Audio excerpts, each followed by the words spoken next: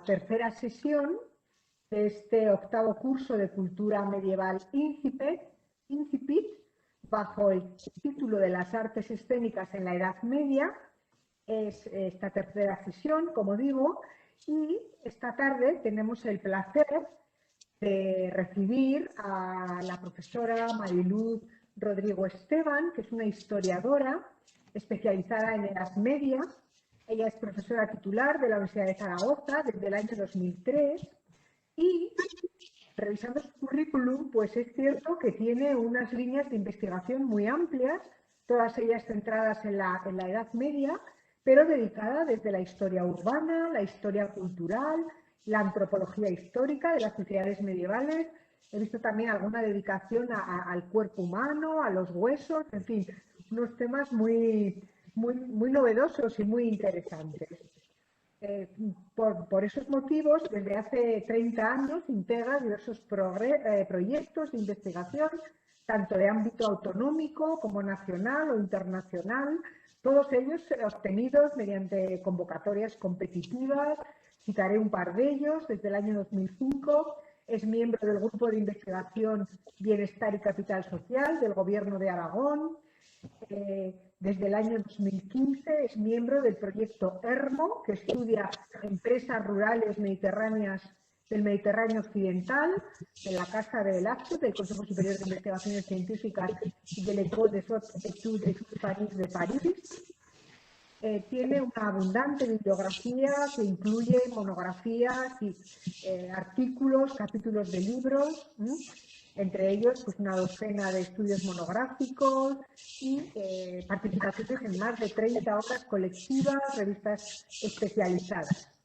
También tiene una amplia experiencia en la gestión de la actividad científica, coordinando científicamente congresos nacionales e internacionales, cursos de verano de la Universidad de Zaragoza. Desde el año 2013 es miembro electo del Comité Científico Permanente de la Comisión Internacional de Antropología, Alimentación y Nutrición, que preside este comité en su sede española también desde el año 2014, y desde el año 2009 está integrada en el comité coordinador del Grupo Internacional para Estudios Culturales del Cuerpo. Por lo tanto, pues realmente un ámbito de investigación muy amplio. Además de todo ello, ha asumido responsabilidades de gestión académica y, por aportar, pues destacaré que desde finales del año pasado es vicedecana de Política Académica de la Facultad de Filosofía y Letras de la Universidad de Zaragoza, un cargo que realmente pone un gran peso de trabajo sobre sus hombros y que me hace agradecerle doblemente el que haya aceptado participar en este curso con el esfuerzo pues, de preparar esta intervención. Asimismo, ella dirige varias revistas de la Universidad de Zaragoza, como la de Studium, revista de humanidades, y también desde el año 2017 la revista Aragón en la Edad Media. Por lo tanto, pues desde todos estos puntos de vista estoy segura que el tema sobre el que nos va a hablar, que es uno de los temas que ha estudiado y sobre los que ha publicado un libro y varios artículos, el deporte, juego y espectáculo en la época medieval, pues va a ser muy interesante y muy novedoso para todas las personas que estamos participando esta tarde en esta sesión, a las cuales doy pues la cordial bienvenida.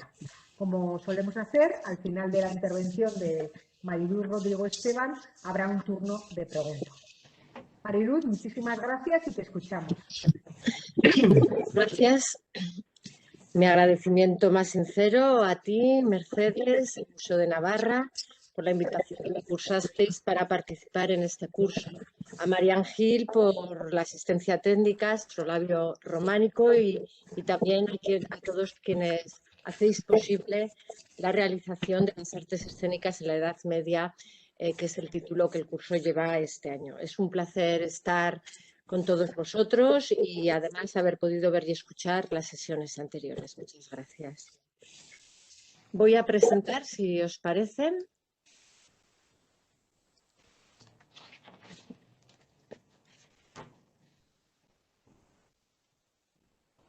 Ya está.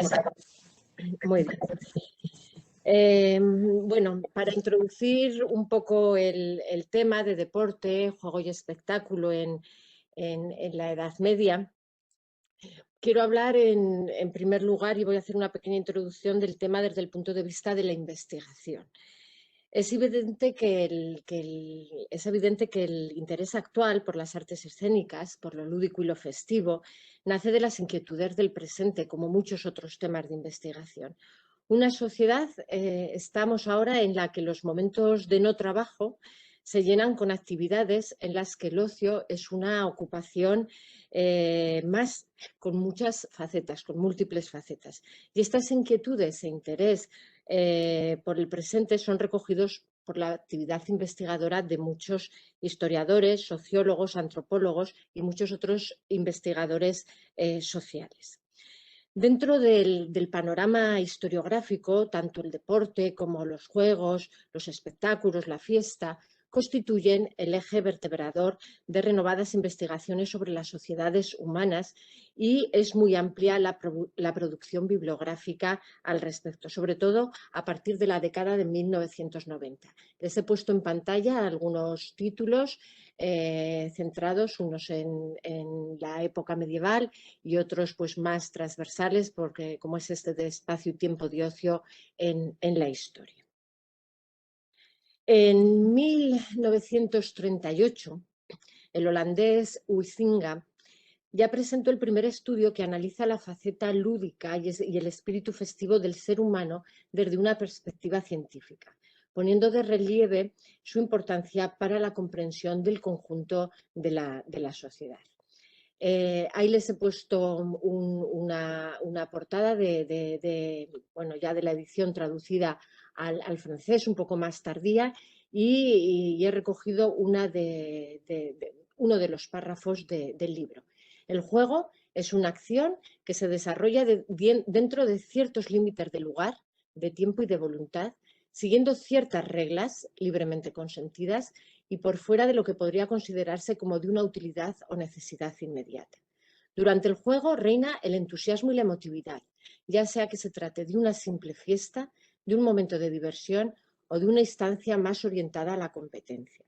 La acción por momentos se acompaña de tensión, aunque también conlleva alegría y distensión. Como les digo, este libro fue publicado en 1938 y fue el primer estudio monográfico desde el punto de vista social del juego para entender el conjunto, para comprender el conjunto de la sociedad. El interés de la historia por aspectos socioeconómicos en aquellos años, en años de preguerra, en años de posguerra, relegó esta línea de investigación durante varias décadas en el mundo de la historia, en el ámbito de la investigación histórica. Y fue retomado por la historiografía francesa a través de la historia de las mentalidades, de la Nouvelle Histoire, con trabajos de diversos autores como Jacques Herz, Bauvel o Aguier, entre otros. El Diccionario Razonado del Occidente Medieval, que es una obra magnífica coordinada por Jacques Le Goff y Jean-Claude Smith y que fue publicada, creo recordar, en la versión original en 1999, incluye, bajo la voz juego, los denominados juegos de azar, juegos intelectuales y las competiciones, y excluye voluntariamente otras diversiones y formas lúdicas como las representaciones musicales y teatrales de las que este curso también se ha hecho eco. Es significativo que este diccionario, por ejemplo, no recoge la acepción deporte, no recoge la acepción espectáculo y centra todo en esta voz de juego. Y por eso les he puesto, porque es un artículo de Mel, escrito por Mel, muy interesante. Las sociedades medievales, si quiero recordar un poco, las sociedades medievales del occidente europeo cristiano presentan un carácter fuertemente jerarquizado, todos lo sabemos, fuertemente jerarquizado, militarizado y también ideologizado por las élites políticas y religiosas que desde el siglo VII conformaron aquí en la península ibérica el estado protofeudal visigodo. A partir de este momento, y como sigue ocurriendo hasta la actualidad, la estratificación social impuso la práctica o la no práctica de determinados ejercicios y juegos. La clase productora, los grupos de campesinos fundamentalmente, apenas disponían de economías solventes y carecían de pausas temporales regulares que permitiesen la realización de determinadas actividades consideradas como deportivas o lúdicas en el sentido más amplio. La élite guerrera, sin embargo, llenaba sus tiempos de inactividad militar con ejercicios físicos, con competiciones que constituyeron un buen entrenamiento corporal y mental, una serie de actividades que también trataron de encauzar los impulsos vitales de los más jóvenes y que coadyuvaron a reforzar la preeminencia social del grupo como defensor de ese sistema político y jerárquico que se había creado. El tiempo libre en estas sociedades jerarquizadas asustó mucho a la Iglesia y al Estado, inscritos ambos poderes en un sistema de valores judeocristianos que alababan el trabajo y se mostraban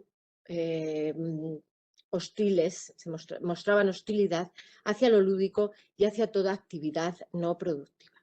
La ociosidad, desde luego, en los primeros tiempos medievales se colocó y en tiempos posteriores, yo diría que hasta tiempos muy recientes, hasta el siglo XX, en muchos casos, con algunas leyes que estuvieron vigentes hasta los años 70 del siglo XX en nuestro país.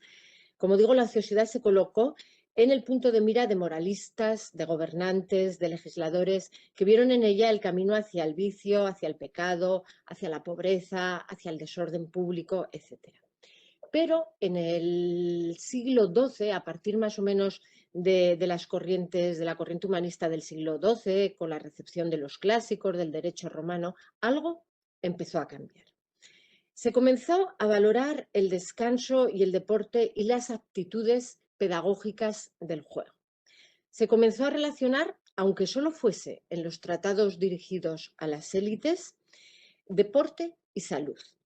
Arnaldo de Vilanova, un tratadista a caballo entre el siglo XIII y el siglo XIV, en sus cuidados de salud, en una obra que escribe que es un tratado de salud dirigido al rey Jaime II, reiteraba este autor, por ejemplo, que era necesario realizar ejercicio físico, bañarse, comer y dormir bien para mantener el cuerpo en estado idóneo.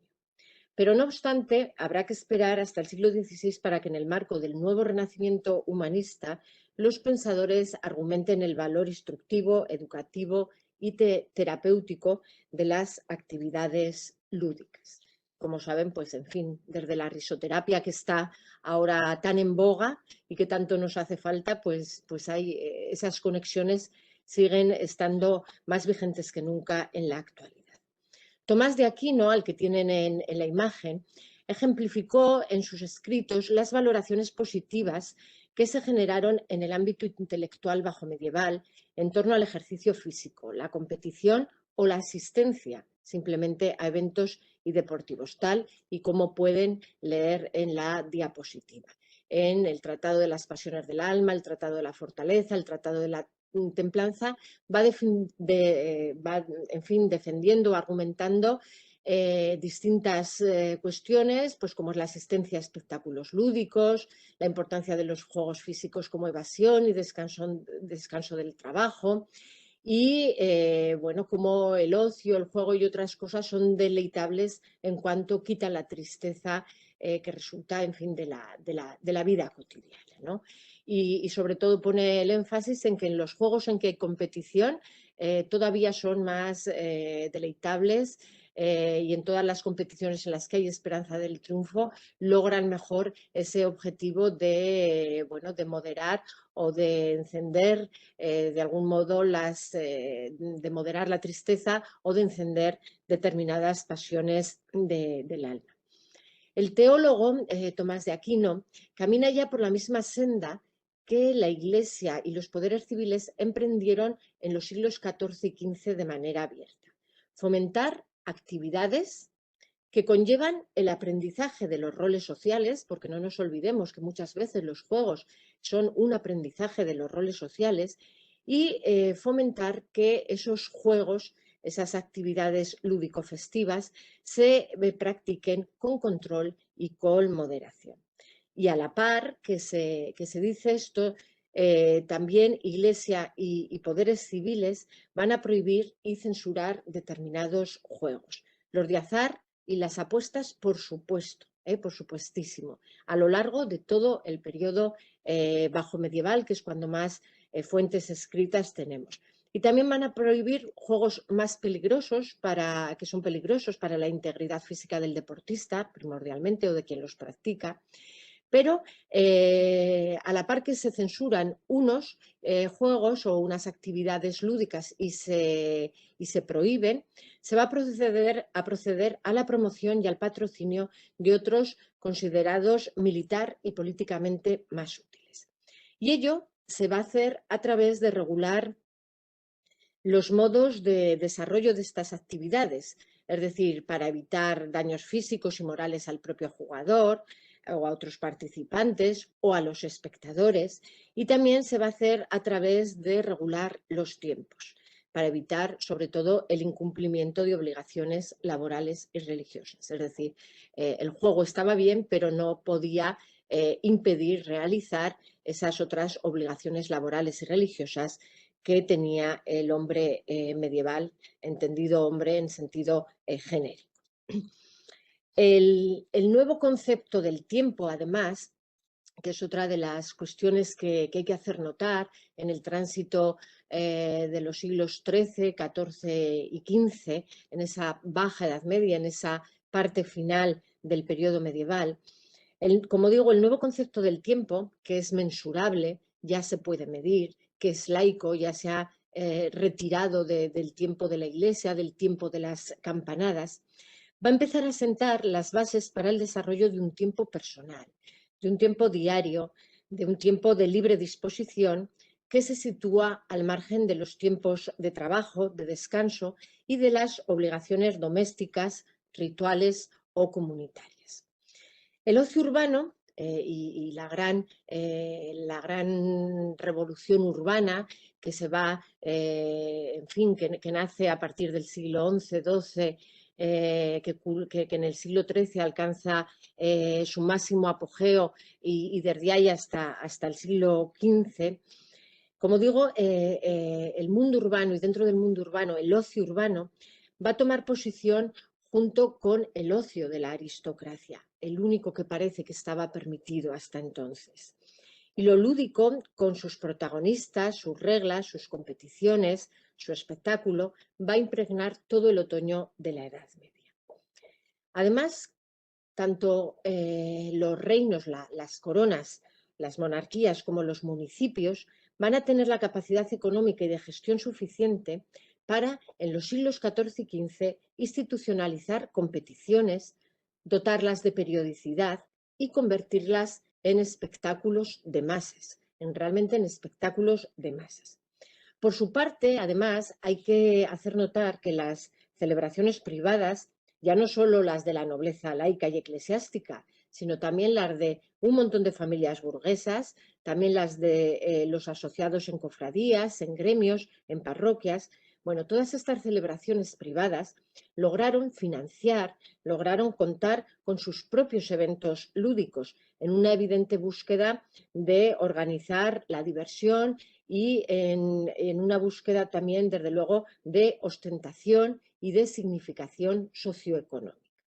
Pues igual que pasa ahora, según las posibilidades y la posición socioeconómica que se tiene, se hace un tipo de bodas u otro tipo de bodas, un tipo de festejos u otro tipo de festejos. Bueno, pues eso está intrínseco ya, por supuesto, en las sociedades medievales. De todas maneras, no tenemos que perder de vista que las actividades lúdicas mantuvieron durante todo el tiempo, durante todo el periodo medieval, un componente guerrero muy importante, plasmado en esa preeminencia de competiciones a caballo, de ejercicios de tiro y de puntería, de la lucha, de los combates de defensa, que va a evolucionar, no obstante, de manera progresiva hacia fórmulas cada vez de mayor espectáculo y de menor agresividad. Van a hacer esas escenificaciones de batallas, de confrontaciones, cada vez van a ser pues eso, más espectáculo y con un tono menor de agresividad.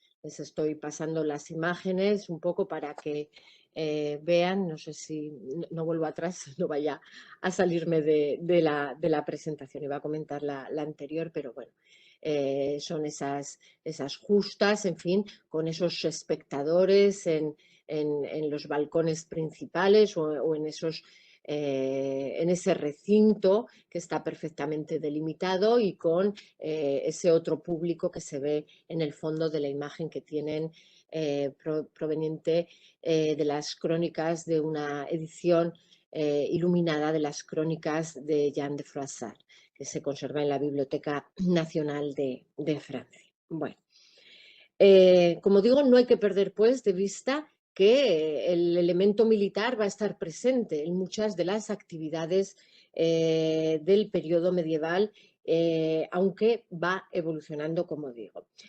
Pero las sociedades medievales también van a dar cabida a actividades lúdicas, a entretenimientos, a juegos mucho más sencillos, mucho más espontáneos, ligados sobre todo a la importancia del cuerpo, el movimiento, con adeptos de todos los sectores de la población y con unas codificaciones también cada vez más complejas y con unas regulaciones en las que van a intervenir los poderes públicos, aunque en principio fueran manifestaciones espontáneas, muy pronto van a estar absolutamente reguladas todas estas manifestaciones. Y entre ellas pues tenemos desde, en fin, como hablaron en sesiones anteriores, desde escenificaciones de todo tipo, con caretas, con disfraces, con máscaras, con disfraces, pasando por todo tipo de danzas, de contorsionistas, en fin, hasta lo más abundante y el entretenimiento favorito en el periodo medieval, que eran los juegos de dados, los juegos de tablas, es decir, los juegos de azar, por llamarlo de alguna manera, y los juegos con pelota. Los juegos con pelota. Les voy a pasar una serie de imágenes y de elementos que participan en estas celebraciones, en estas representaciones festivas,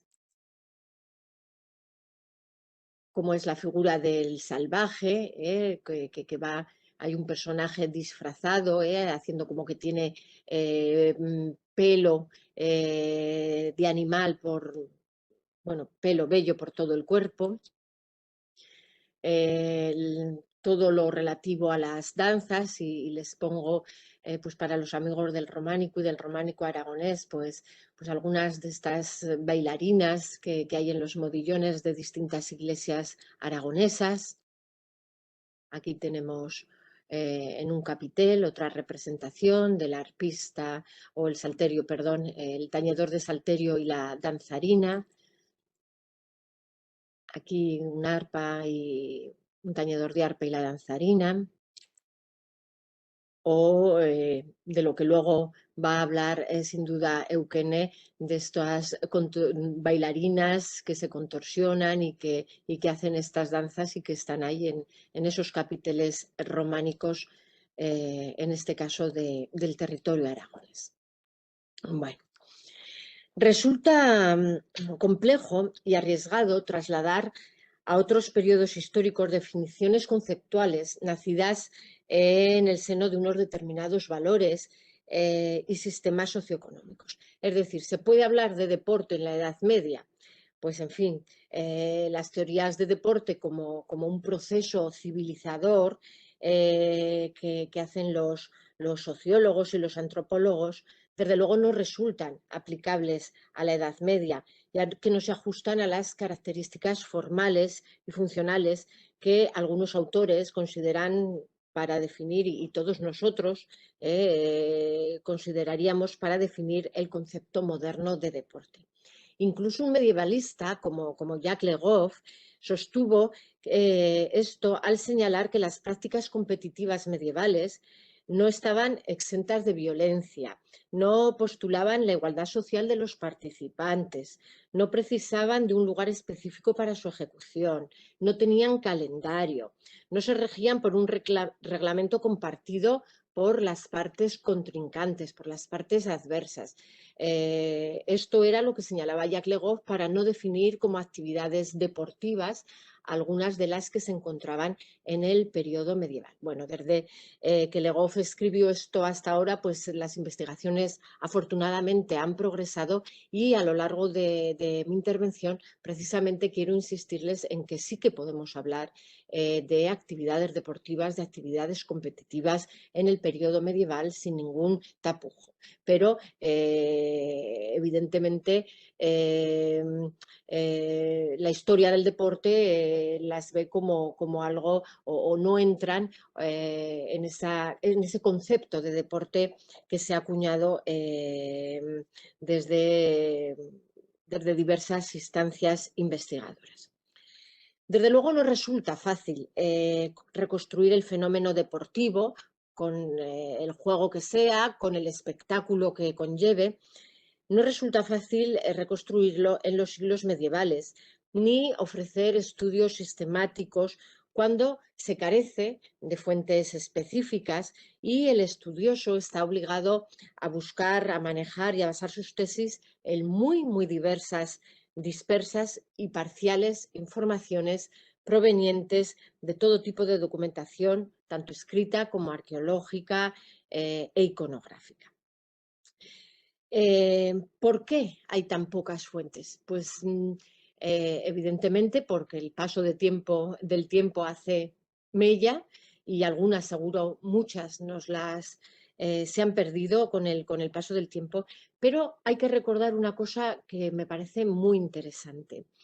Todas las sociedades humanas temen reconocerse ociosas y por ello no acostumbran a dejar demasiadas huellas de sus actividades lúdicas.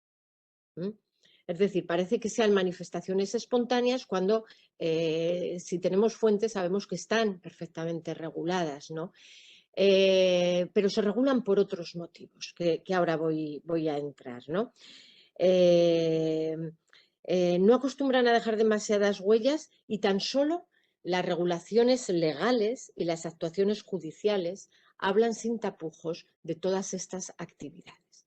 Pero ahí hay un problema de fondo, que como el ocio y la ociosidad está mal vista, hay que reflejarlo o hay que manifestarlo desde luego por escrito, cuanto menos posible sea mejor.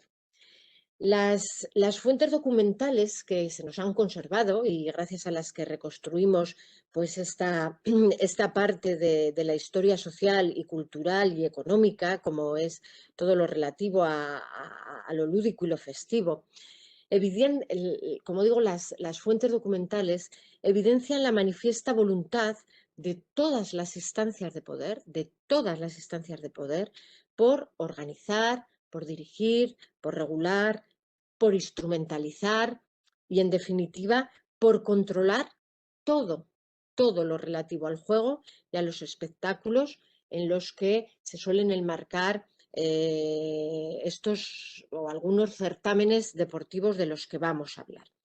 Porque, desde luego, a lo largo de todo el periodo medieval, los poderes públicos toleran y autorizan únicamente aquellas manifestaciones que se ajustan a lo reglamentado.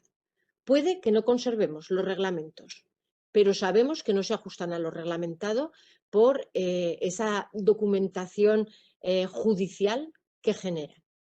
Bueno, y es evidente que los legisladores, cuando se legisla sobre estas cuestiones, van a prestar mayor atención a las condiciones que rodean a estas actividades que a su reglamentación interna, que es lo que nos falta y por lo que algunos consideran que no se puede hablar de deportes en el periodo medieval, porque no conocemos esas reglas del juego, esas reglas que entran en juego, vaya la redundancia, ¿no? Bueno,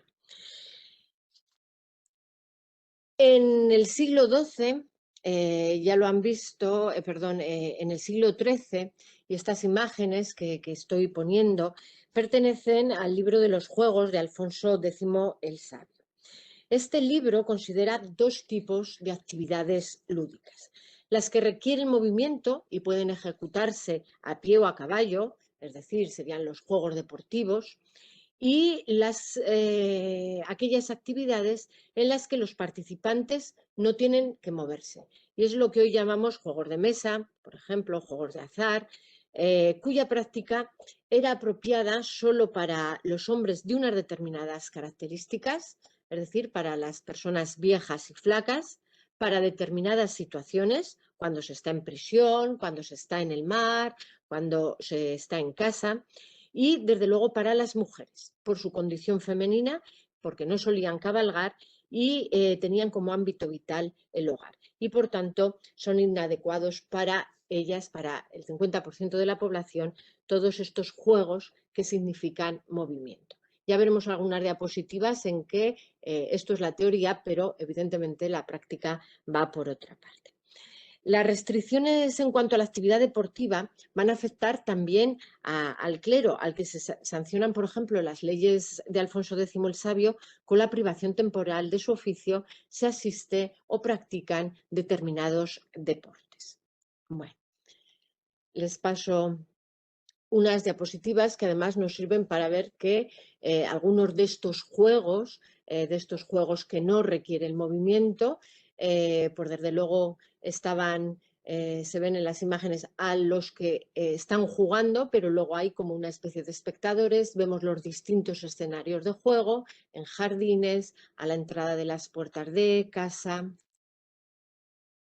en espacios como puede ser las tabernas o las taurerías, que además, bueno, pues todos estos juegos de azar son los que más se controlan porque son los que llevaban a estas apuestas de dinero que se ven en la imagen. Aquí ven las monedas, aquí ven el puñal encima de la mesa por si, en fin, se pierde o la partida se calienta. Y es precisamente esto lo que se prohíbe en todos los juegos que se vedan. Lo que se prohíbe son las apuestas en dinero. Mientras uno se apueste la bebida, por ejemplo, no pasa nada. Pero jugar en lo que las fuentes denominan a dinero seco, es decir, a dinero que no es el café ni la copa, ni me refiero a la actualidad, evidentemente, es decir, o el vino, ¿no? En el periodo medieval, todo eso se prohíbe, ¿no? Un poco para que vean la cantidad de tipos de juegos que salen en ese libro y de actividades de recreación, de evasión, en grupo, más reducidas, con niños a los que se les enseña, que juegan reyes. Hay imágenes en que juegan monjes, en que juegan de distintas religiones unos contra otros, etcétera, ¿no? Dentro de este libro de Alfonso X el Sabio, ¿no? Como este libro, en esa separación que hace entre los juegos que no requieren movimiento y los juegos que requieren movimiento, entre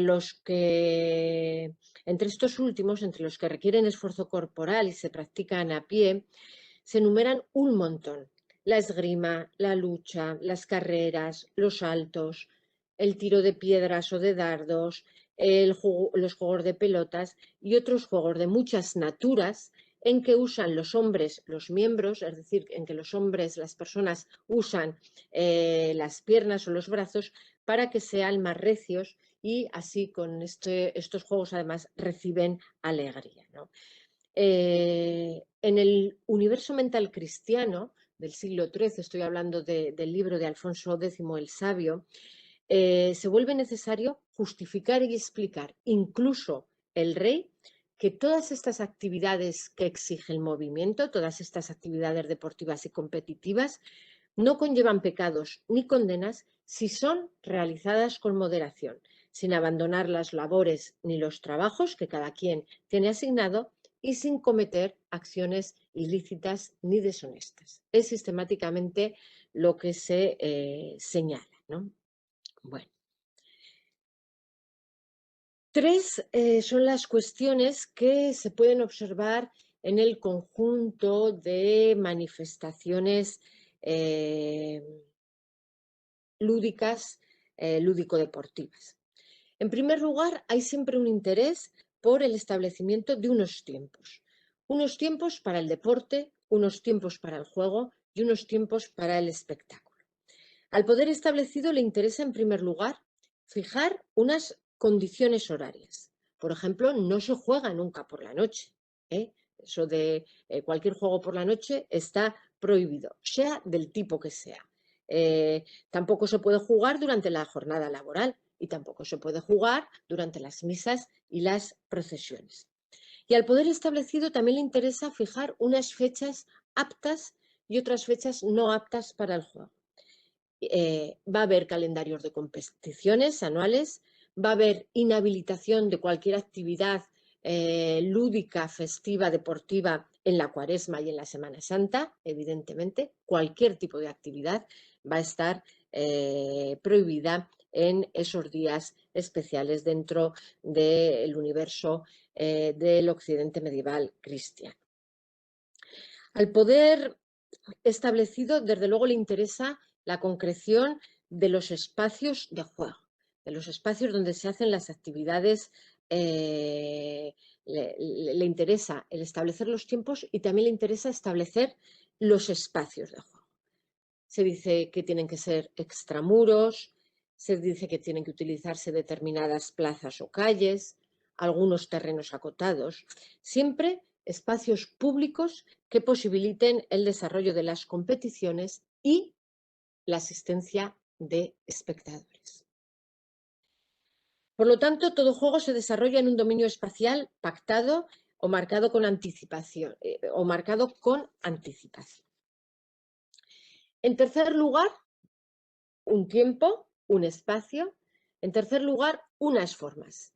Se va a establecer un marco regulador que afecta tanto a los materiales que se utilizan en determinadas actividades deportivas, la ballesta, la pelota, el dardo, la garrocha, la lanza, los toros, como en el desarrollo interno del juego y también incluso en estas formas se ve mucho ciertos aspectos extradeportivos. Es decir, importa mucho la fiscalidad, las apuestas, las violencias que pueden generar, los daños que pueden producir y las responsabilidades a terceros que pueden derivarse del ejercicio de estos juegos.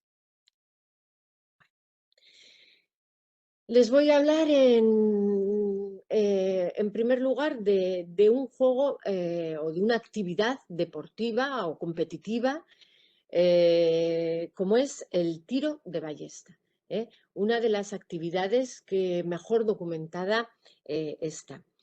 Las autoridades municipales peninsulares y en el caso específico de Aragón hay muchísimos testimonios, fomentaron la afición por el tiro con la intención de que los muchos vecinos que eran hábiles con la ballesta se entretuvieran en este ejercicio y no en la realización de otros juegos ilícitos y deshonestos como eran los dados y los naipes, con sus habituales apuestas de dinero y con sus habituales discusiones y reyertas.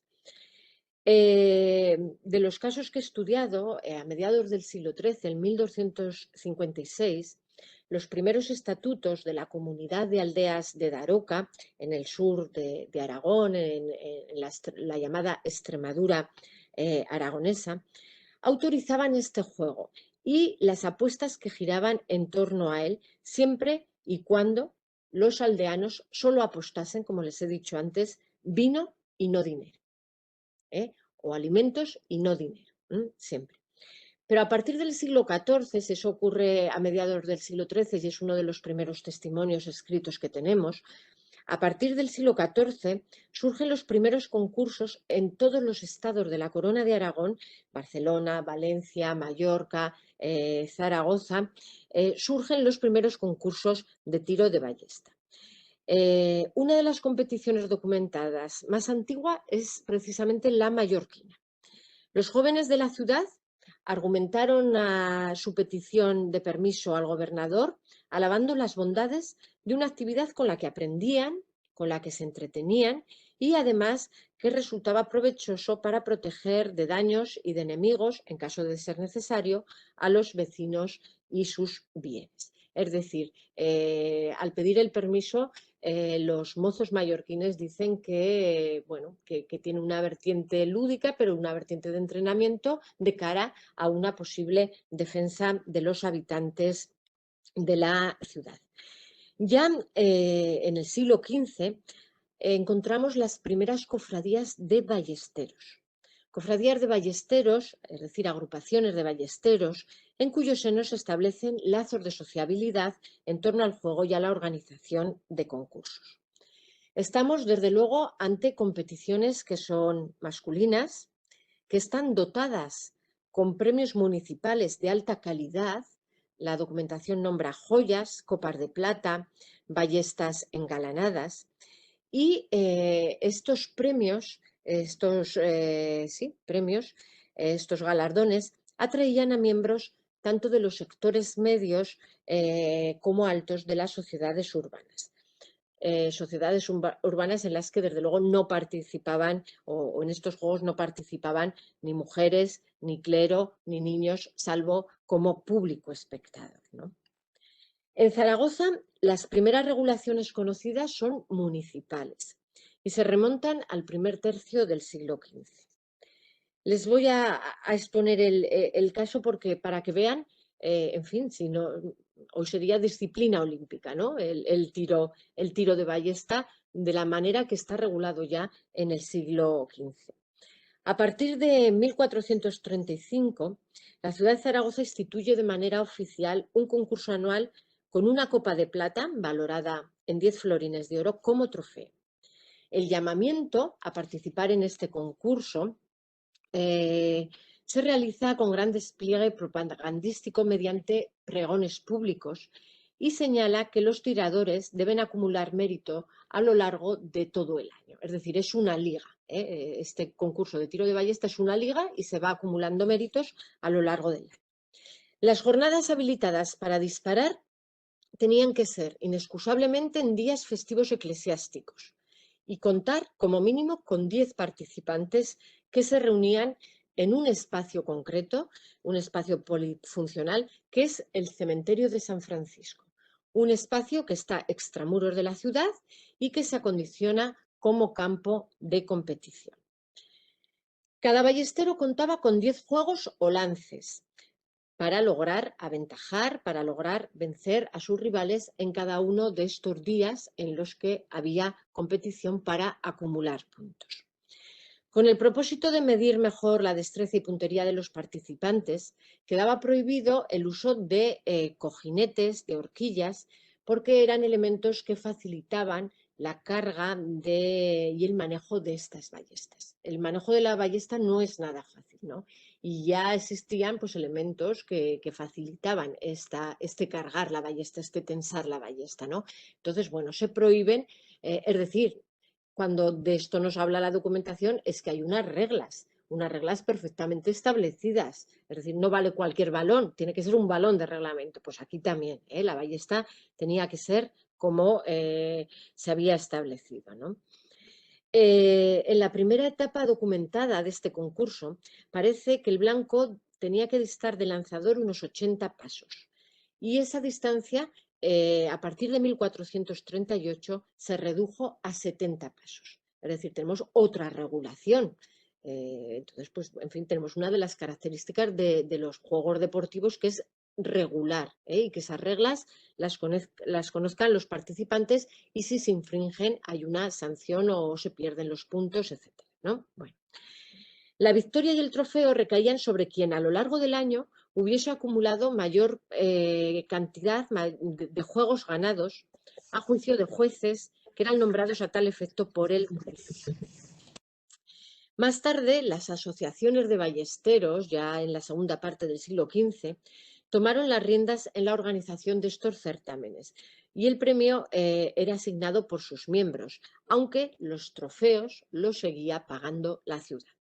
Era la copa del Ayuntamiento de Zaragoza, la copa del Concejo de Zaragoza, la que se ofrecía en esos certámenes, aunque lo organizara la Cofradía de Ballesteros. Hacia fines del siglo XV, la regulación y la celebración de la muestra anual de los ballesteros quedaba en mano de los mayordomos de una cofradía que la cofradía de San Juan de Mozarrifar, que es como se denomina a finales del siglo XV, la cofradía de Ballesteros, pero que se apoda, y en las fuentes a veces nos da lugar a confusión, se apoda como cofradía del alarde. ¿Y por qué se llama cofradía del alarde? ¿Qué es un alarde, no? Bueno, pues porque sus integrantes hacían un alarde o desfile urbano al son de la música para entregar el trofeo anual. Es decir, se montaba todo un espectáculo, no solo cada vez que se hacía el concurso de tiro en el cementerio de San Francisco y al que acudía público pues, para ver los lances de los distintos competidores, sino que cuando se ganaba el premio se hacía un desfile por toda la ciudad para entregar la copa de la ciudad a los que habían ganado, ¿no? Bueno, realmente, en fin, era un deporte no de élite, pero era de clases urbanas medias y altas. Una ballesta costaba dinero, ¿no?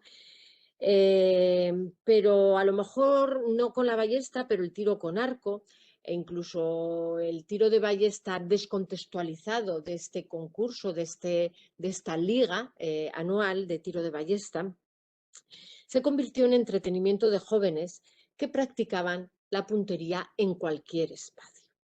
Y ahí es donde nos llega la información. Ello obligó a que las autoridades competentes tomasen medidas coercitivas encaminadas a evitar accidentes y daños contra todos aquellos que disparasen las ballestas y arcos fuera de los enclaves autorizados. Es decir, nos está hablando de que hay unos lugares de entrenamiento. No sabemos si sería el mismo cementerio o habría otros lugares, pero para evitar accidentes, desde luego, había unos lugares marcados y que todo el mundo conocía si se respetaban o no se respetaban. También en algunas ciudades se prohíbe jugar dentro del recinto amurallado y en sus alrededores y, desde luego, todas las ciudades importantes de tamaño medio y grande contaron con enclaves autorizados que, aunque eran polifuncionales, evidentemente los espacios en el periodo medieval tienen esa polivalencia, esa polifuncionalidad. Son enclaves autorizados, actúan como campos de tiro, reúnen una serie de requisitos espaciales y son acondicionados para albergar tanto el evento deportivo en sí como a los participantes y espectadores. Es un ejemplo, el primer ejemplo que he querido traer a colación de por qué se puede hablar de deporte y de espectáculo y de juego deportivo en el periodo medieval. Bueno, no tenía una imagen de mayor calidad, disculpen, en fin. La lucha, otra de las actividades deportivas del que tenemos este testimonio en la techumbre de la Catedral de Teruel y que es recogida por la compilación legal aragonesa conocida con el nombre del Vidal Mayor. El Vidal Mayor, que es una compilación muy romanista de derecho que nunca se aplicó, pero que pretendía la unificación normativa, hacer una unificación normativa en el siglo XIII, contiene unas disposiciones que bien podrían considerarse el punto de arranque de legislaciones deportivas actuales. Al hablar sobre los daños causados, el texto aborda la exención de responsabilidad legal de aquellos luchadores que en el transcurso del combate, ajustado en su programación y desarrollo a las normas dictadas por las autoridades competentes, causasen fortuitamente al contrincante alguna lesión o incluso la muerte. Sin embargo, cuando los daños eran provocados por realización de acciones no permitidas, serían penalizados judicialmente aquellos que estuvieran luchando fuera del marco de la competición o fuera del marco del entrenamiento. La descripción de estas acciones, desde luego, constituyen, en el Vidal Mayor, constituyen un auténtico reglamento de lo que hoy llamaríamos juego limpio. No valía echar al rival al fuego, al agua o sobre algo punzante. No valía empujarle deliberadamente para que se cayera por un lugar peligroso. No valía morder o herir con las manos o el pie en el ojo, en los dientes o en otra parte sensible del cuerpo. No valía apretar la cabeza, el cuello o el cuerpo. No valía poner la mano en la boca para causar asfixia. No valía zarandear indiscriminadamente de un lado a otro. O no valía seguir la lucha cuando el rival había expuesto su rendición. Se trata, pues, de un tipo de lucha similar a la olímpica griega, introducida por Roma en el occidente europeo y que está perfectamente reglamentada. Y este reglamento lo tenemos en una compilación legal del siglo XIII, ¿no? Pero es que además tenemos un complemento. Un testimonio escrito de este tipo de espectáculos de lucha que ha llegado hasta nosotros en el diario de viaje del barón bohemio León de Rosmital, ¿no? Y que narra un certamen de lucha en la villa de Olmedo ante 3 obispos y otras muchas personas. Y contra un experimentado atleta local se enfrenta un corpulento acompañante del séquito bohemio. Ignorante de las reglas del juego que había en la localidad, el forastero es informado antes de comenzar la pelea de la ley o condición de la lucha, tal como allí se observa por costumbre, y consiste en que los luchadores no pueden asirse de los miembros inferiores, sino solo de cintura para arriba. Iniciado el combate, el bohemio tomó por los hombros a su contrario, le empujó hacia un escaño de piedra, hacia una escalera de piedra, haciéndole tropezar y caer, y se sentó sobre él en señal de triunfo.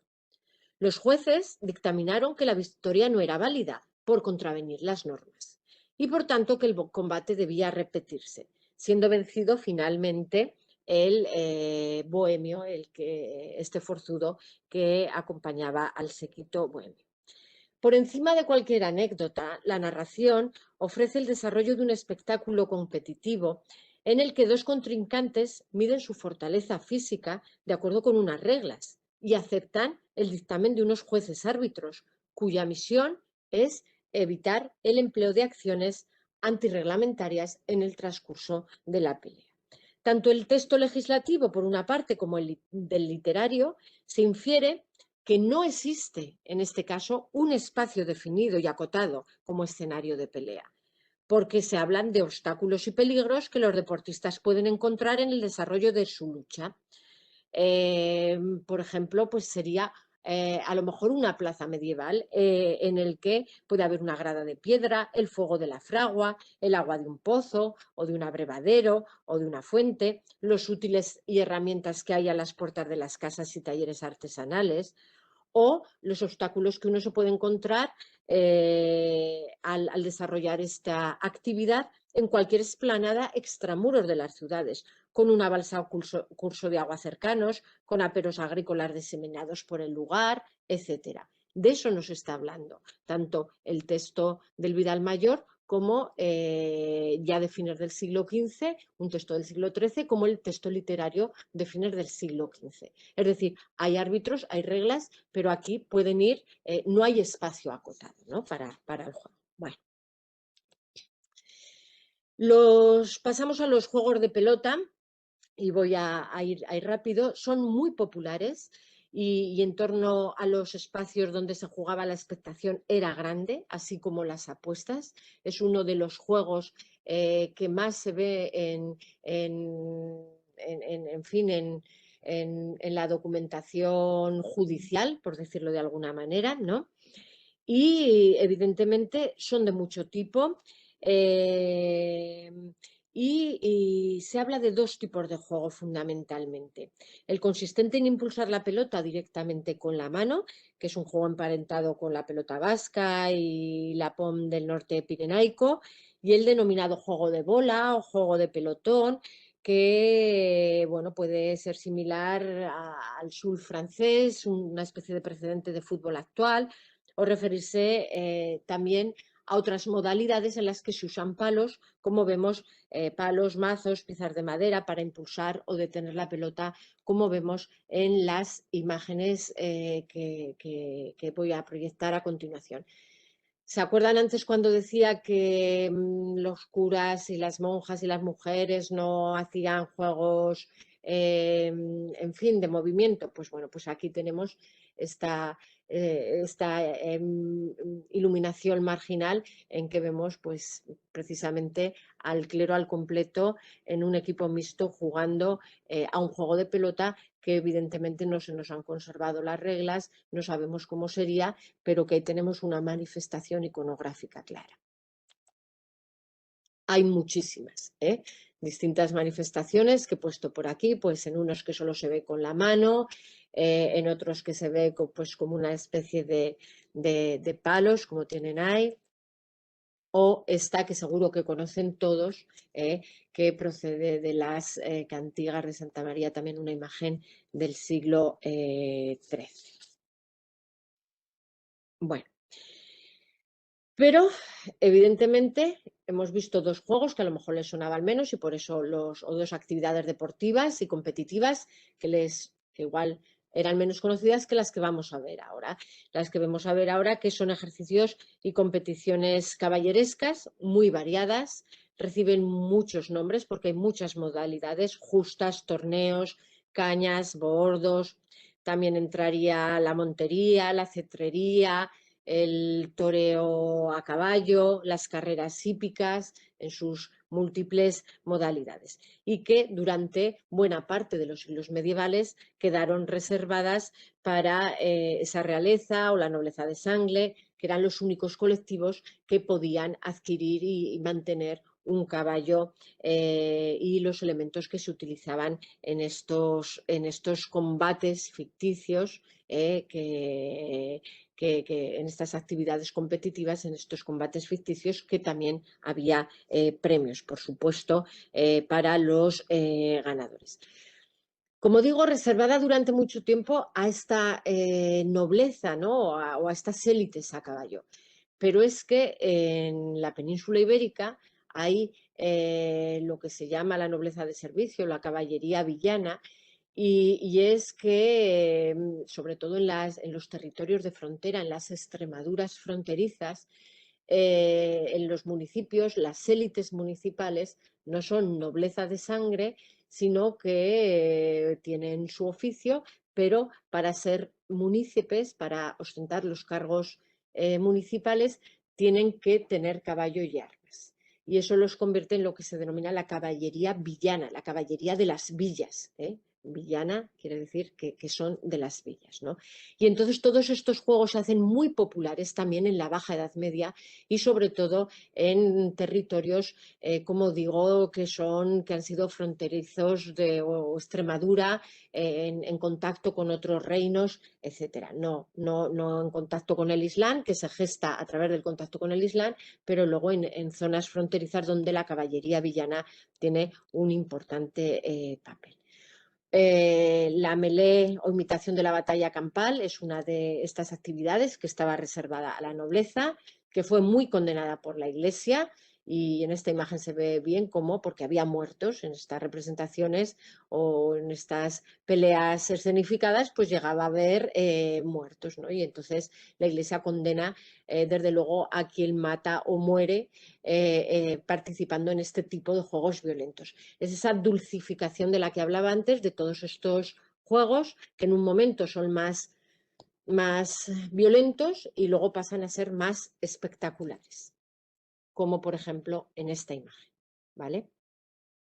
En que aquí ya vemos, pues en fin, toda esta teatralización con menos violencia y es todo más espectacular, además con esos púlpitos que se ponen para que estén las personas principales, con ese campo acotado, donde van entrando unos, van saliendo, etc. A esto me refería con que todos estos juegos de guerra que servían de entrenamiento y que servían, en fin, luego como modo de vida caballeresca, pues se van a dulcificar y se van, desde luego, a espectacularizar, ¿no? con el paso del tiempo. Bueno.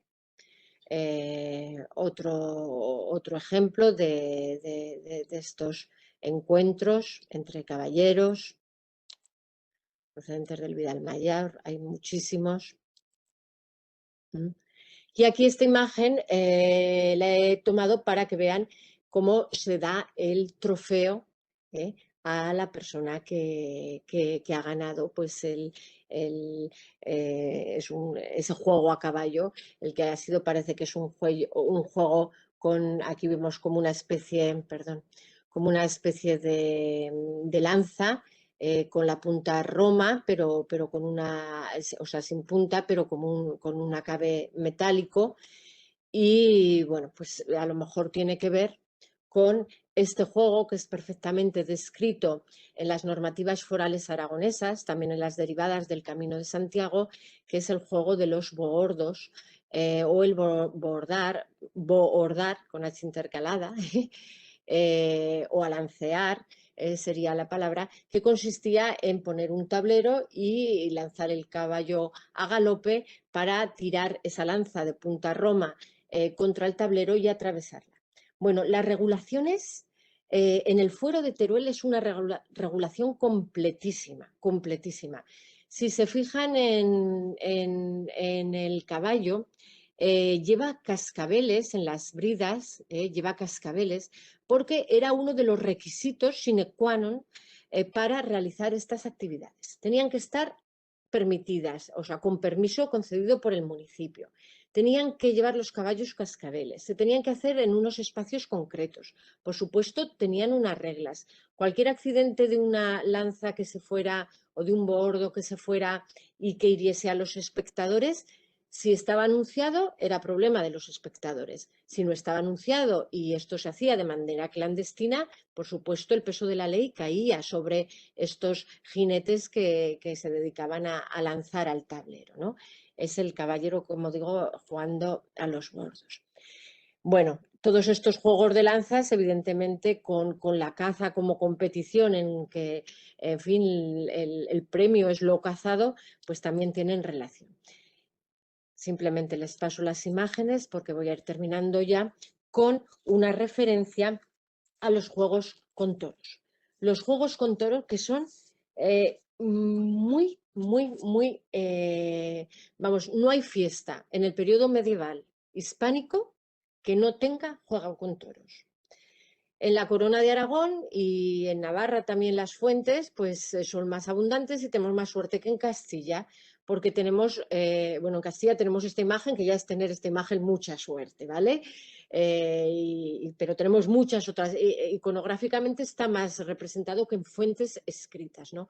Pero es que en Aragón tenemos además muchísimas fuentes escritas desde, bueno, pues los primeros contratos de profesionales, es decir, de toreros profesionales o de rejoneadores profesionales, y además un gran intercambio de ese personal profesional o más o menos profesionalizado entre Aragón y Navarra, con gran permeabilidad, y para, en fin, hacer unos juegos con toros se traía un torero de Navarra, o al revés, en Navarra se llamaban a toreros de Aragón, se firmaba el contrato para que estuvieran determinados días toreando, se les pagaba el viaje de ida, de vuelta, la manutención, y luego pues el salario que, vamos, el caché que tuviera cada uno dependiendo de su destreza. Simplemente quiero comentar que, bueno, la imagen esta es espectacular, y este tipo de juego con toros, que había muchísimos juegos con toros. Este juego con toros, como pueden ver en las imágenes, el público está, parece que en los tejados de las casas, parece ser que sea una plaza que hay en los tejados, en los balcones, que hay, o en unos porches, es como una plaza porticada, parece, ¿no? Y bueno, el juego consiste en alancear al toro, en tirarle una especie de dardos que llevan plumilla, los ven aquí, no sé si se ve lo que estoy señalando, y también una especie de garroches, ¿vale? Una especie de garroches y una especie de dardos que se tiran al toro. Pero es que, si ven aquí, se fijan que el toro es un toro ensogado, ¿vale? Un toro ensogado, ¿vale? Hasta que, bueno, pues el toro ahí no se muere, sino simplemente es un milagro que dice que se rinde a los pies de el que se refugia en la iglesia y invoca a Santa María para salvarlo, que pasaba por la plaza cuando no tenía que pasar porque estaba el juego en pleno auge, y entonces pasa, invoca a Santa María porque el toro lo va a matar, y entonces al invocar a Santa María pues el toro ahí se vuelve manso, que ha rendido a sus pies y se vuelve manso y todo el mundo se puede acercar.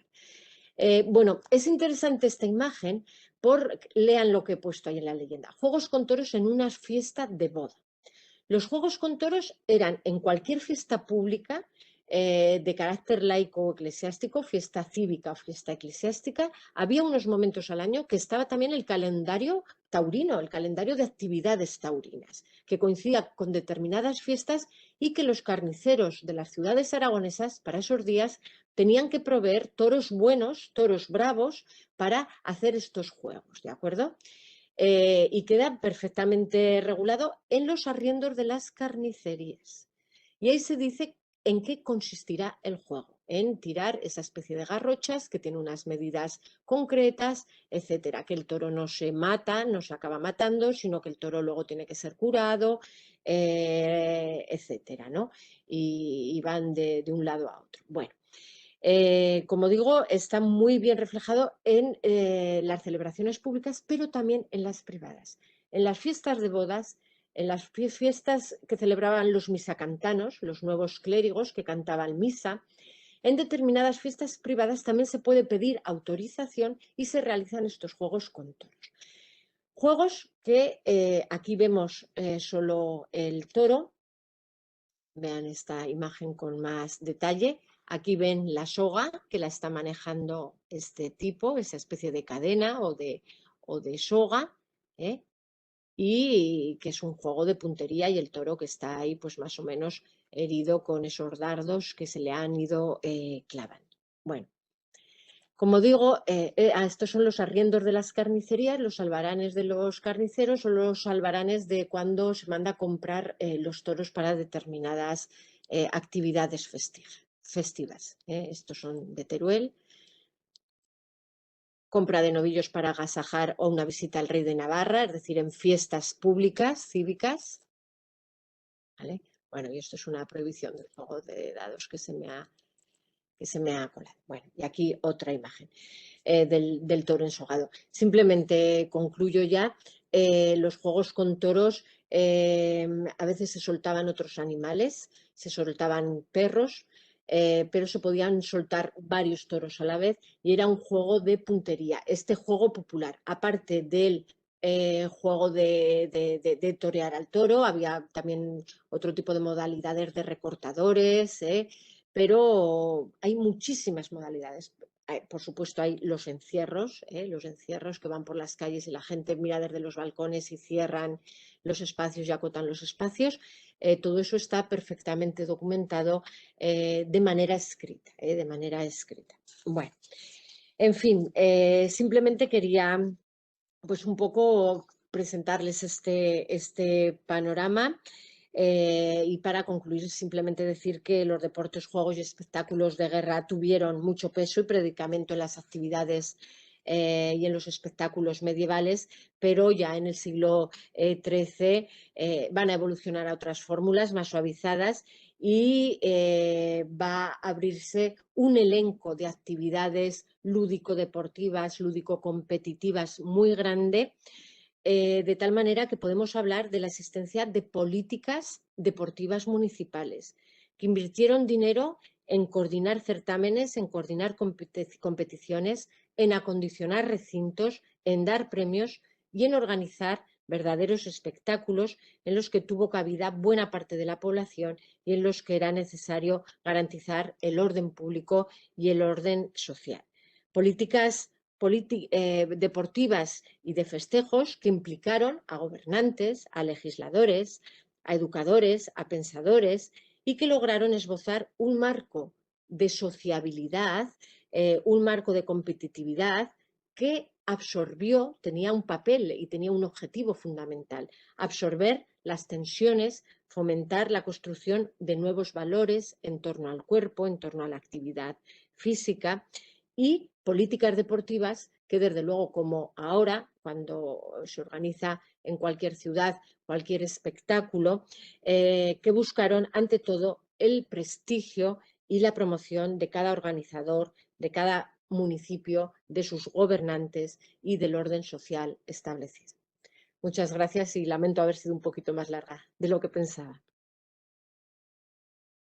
Muchas gracias a Luz Rodrigo Esteban por esta fantástica presentación en la cual nos has mostrado pues, el juego, el deporte, el espectáculo desde su raíz legislativa, el pensamiento de la época, el desarrollo de estos juegos, su misión, su evolución, en fin, la verdad es que ha sido muy interesante. También me parece muy interesante todo el despliegue iconográfico, ¿no? Hasta cierto punto es notable que haya tantas miniaturas y tantas representaciones iconográficas de estos juegos que realmente pues, parecen apreciados y también plásticamente son muy hermosos.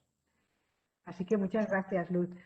Mira, hay una pregunta de una persona que dice si cambian los juegos en función de la religión. No sé si cambian o no. Lo que sí, por ejemplo, el mundo judío era tremendamente ludópata. Tremendamente ludópata. Es decir, los judíos eran unos aficionados empedernidos a los juegos de azar, a los juegos de dados, a los juegos de naipes. Los tenemos sistemática. Bueno, los juegos de naipes perdón, los juegos de dados era en las aduanas, en los inventarios de cuando se tienen los productos que pasan por los peajes aduaneros, los dados se cuentan por millares. Por millares. Tenía unas diapositivas, pero no las he metido porque hay muchos restos arqueológicos de ese tipo de dados, que además no solo son, que a veces son con muchas caras, no solo con las 6 caras, sino que son de 12 caras, en fin, y tienen números, en fin, es muy complejo. Pero realmente no sé, los judíos y los mudéjares lo que les gustaba mucho, por lo menos en Aragón, es hacer representaciones, los entremeses que llaman, hacer representaciones. No sabemos en qué consistían, pero en sus plazas de las juderías y de las morerías hacían muchas representaciones y hacían sus festejos, quedaban más encerrados dentro de sus espacios habitacionales, ¿no? Y no sabemos la participación en este tipo de juegos que he hablado. Desde luego estoy hablando de mundo cristiano, nunca me ha salido ningún musulmán, y eso que los musulmanes, en Aragón por lo menos, eran los fabricantes de ballestas y los mayores expertos en ballestas, con lo cual serían buenos tiradores, evidentemente. Pero nunca hay una mención explícita a que sean de una religión o de otra. Parece que el juego une, de todas maneras, ¿eh? Esas sociabilidades se ven claramente en el juego. De alguna manera lo has comentado, pero me parece también que todos estos juegos de ballesta, de combates, eran un ejercicio de preparación para la guerra, ¿no? En principio sí, de preparación física, pero es que prácticamente a partir del siglo XIII, cuando, en fin, bueno, sí, puede haber guerras civiles, ¿no? Y tal, pero ya, ya han cambiado totalmente a partir del siglo XIII, en fin, es ya la vida caballeresca ya está, es decir, el noble a partir del siglo XIII con las milicias urbanas, con la contratación de profesionales de la guerra, ya no tienen el monopolio de la guerra, han sido desplazados del poder, han sido desplazados del monopolio de la guerra. Entonces, lo que en un principio podía ser, luego se va, sí, su origen está ahí, pero luego se popularizan muchísimo, muchísimo. Las carreras de caballos, por ejemplo, en las ramblas, muchas veces se utilizaban las ramblas, el cauce de una rambla, para hacer allí las carreras de caballos, eran muy habituales, sobre todo en las zonas de frontera, en las zonas de Extremadura, quiero decir, donde he hablado de estos caballeros villanos, ¿no? Hay también otra persona que pregunta por qué es tan abundante la presencia de imágenes de lucha en las portadas románicas y en los portegados. Pues porque era muy habitual. O sea, según los testimonios que tenemos de cómo se regula en las normativas del siglo XIII y los testimonios narrativos literarios, que pueden ser exagerados o no, pero en fin, describiendo esta escena como la de León de Rosmital que he comentado, lo que nos hace pensar es que era muy habitual, que esta lucha cuerpo a cuerpo era muy, muy habitual, muy habitual. Herencia quizá también de la cultura clásica. Pues es que es muy difícil. Desde luego es un tipo de lucha que viene del mundo grecorromano. En las normativas que tenemos, por ejemplo, en Aragón, que tampoco hay muchas, tenemos más imágenes que documentación escrita, ¿no? Respecto a la lucha. Pero desde luego, por la abundancia de imágenes y por lo poquito que tenemos escrito, desde luego parece que era habitual. Parece que fuera habitual y que además que congregaba y que era, pues como se ve en las películas, ¿no? Dos que están ahí con una serie de reglas, pero que el espacio no está acotado y que el público se va moviendo conforme se mueven los contrincantes, ¿no?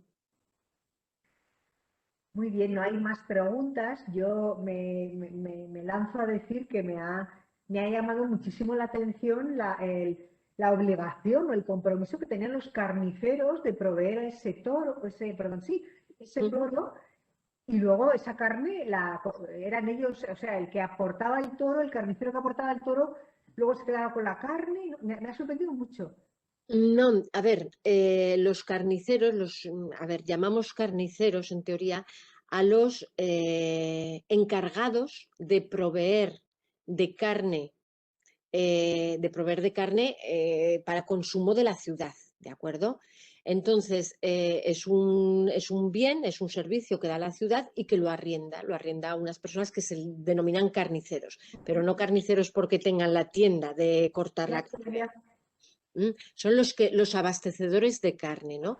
Entonces, dentro de esos contratos se dice, pues tiene que tener usted tantas reses, tantas cabezas de ganado de todo tipo para abastecer la ciudad. Y lo tienen vivo, evidentemente el ganado lo tienen vivo y lo van matando, pero tienen que tener la previsión anual, ¿no? Y entonces en esa previsión anual, en esos contratos se les dice, y acordaos que tenéis que dentro del contrato y del grueso tenéis estos toros. Cuando se compran toros fuera, porque los carniceros no tienen, son eh, para los juegos extraordinarios. Es decir, para que lo que se sale de esa actividad taurina regulada al cabo del año. Porque esa actividad taurina regulada, para esas ferias taurinas, para eso la ciudad tiene ya comprados de antemano y acordados de antemano los toros o los novillos. Pero es cuando llega una visita, como eso que he puesto por una fiesta que le hacen al rey de Navarra que llega, entonces de repente pues encuentran que no tienen novillos suficientes y hay que ir a comprarlos a otro lado, ¿no? Y normalmente en unos sitios el animal era abatido, pero en otros no. Es decir, tenemos lo que cuesta la cura de los carniceros, luego lo recogían y los curaban y, en fin, pues como las vaquillas, ¿no? De un lado para otro, exactamente. Y en otros casos se matan y se hacen comidas comunitarias que en el mundo rural aragonés ha sido habitual hasta hace muy poquito. En todas las fiestas populares estaba la cena de la vaca, el día de la vaca, que se había matado el primer día y el último día se guisaba esa res que se había matado en los juegos taurinos, o sea, vaquilla o lo que fuera, no sé qué tipo de animal, pero vamos, y la cena de la vaca ha estado presente. Claro, pues las normativas sanitarias pues ya no es la misma que matas, sino en fin, pues a lo mejor se compra otra y la carne se lleva, pero era habitual repartir. No sé si se hace en Pamplona también o esto de la cena de la vaca en los pueblos. Yo no tengo noticia de que, desde luego en Pamplona no. No. Pues en el mundo rural aragonés es habitual la cena de la vaca, es el último día de fiestas en el que se hace una cena comunitaria que es de ternera guisada con patatas. Qué rico. En Fontellas, que es una localidad navarra, se sigue haciendo la cena de la vaca. Sí, sí. Es decir, que es probable que en algunos lugares del mundo rural navarro también se haga. Sí, sí, eso vamos, era el día mejor, ¿no? Porque era la cena gratis para todo el mundo y la verdad es que, bueno, pervivió, yo creo que aquí en Aragón pervivió hasta lo de las vacas locas, hasta que los controles sanitarios y tal, en fin, había que también había control sanitario antes, pero con lo de las vacas locas yo creo que unos años se suspendió.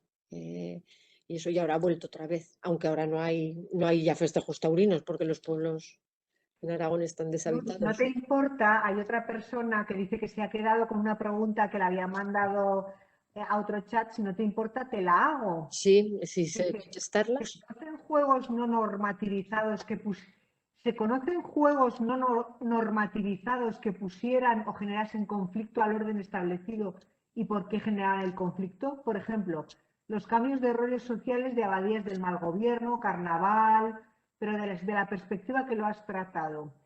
Y en esta línea, ¿cuál es su interpretación de la división entre especias y dinero seco? A ver, espera, lo pone en el chat, bueno, no lo Sí, busco sí. en Sí, el... lo último del chat. A ver, Creo que lo ha puesto a todos. Vamos a ver. vale.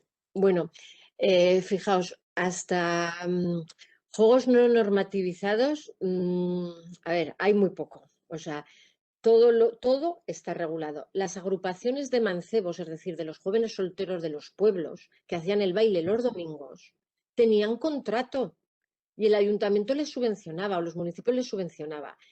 Y que no se fuera ningún forastero por una chica del pueblo, sobre todo en el mundo rural.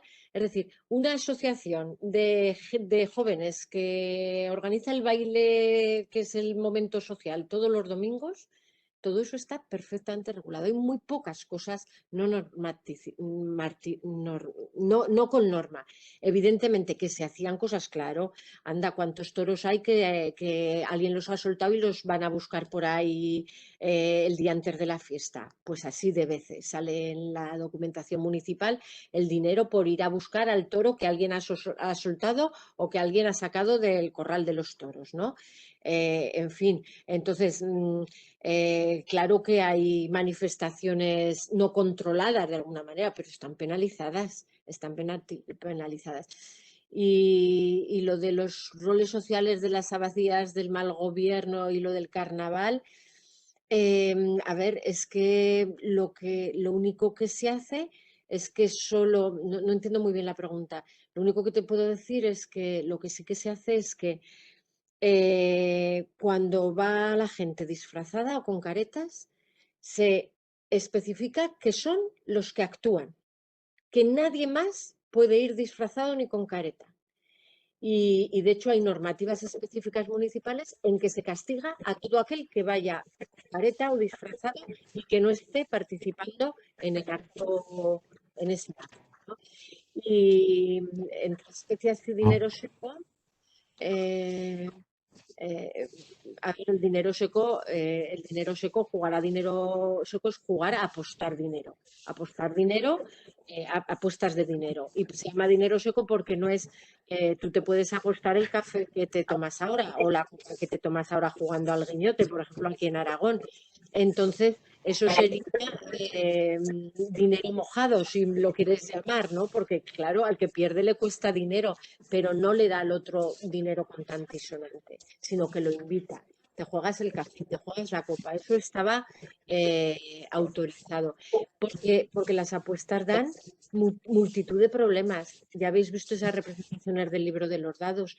Es que con el puñal encima de la mesa jugaban cuando había apuestas.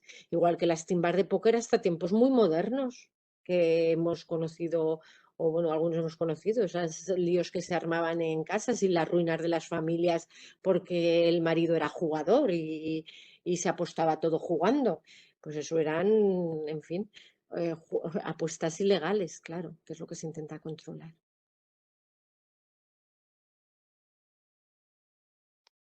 No oigo nada. Decía que ya que estamos abusando, hay otra pregunta aquí. Dice, ¿los juicios de Dios estaban regulados? Perfectamente, perfectamente, perfectamente regulados. El levantar el hierro candente o la batalla judicial está perfectamente regulado.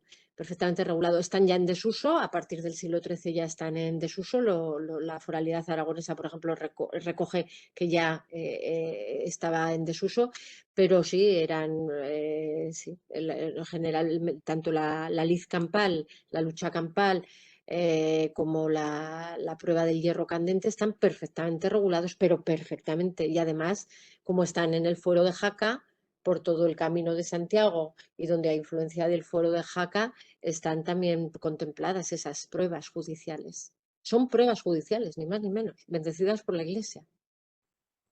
Pues muchísimas gracias. Ya ves que ha despertado mucho interés y que había muchos temas sobre los que nos gustaría seguir hablando. Muchas gracias a todos los que habéis estado escuchando también y preguntando. A vosotros. Gracias, Luz.